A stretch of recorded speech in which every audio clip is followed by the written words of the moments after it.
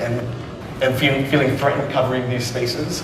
And I think that when I was at the RNC, like that was emotionally exhausting. Like that was physically and emotionally exhausting to be around. Mm-hmm. Like I never felt threatened, but I was sad by the end of that. Like, why? What really, I think, hurt me, one, that was like I was mostly outside of the convention covering the protests, and at every single protest there were counter-protests. And so so there was just like that energy, and I was in it.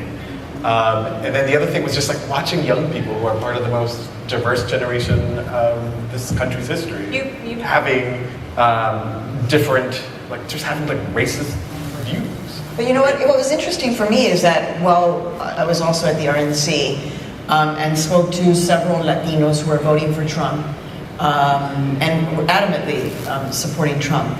But one of the images that, and I, like many of you, was also very concerned. I was like, I'm uncomfortable about the fact that I feel uncomfortable about going to the RNC because there might be violence. I'm like, this is an exercise of democracy, and yet I'm feeling discomfort about this. Okay, you realize that they internally, the doctors there, they were preparing for 1,000 casualties. So, and I understand that, and there was tension. One moment, and I'm holding on to this, was at the public square in the middle of the day. It was hot, people were out, and there were, yes, people of divergent views, people do open carrying, but at that moment, people were arguing, but it was all good.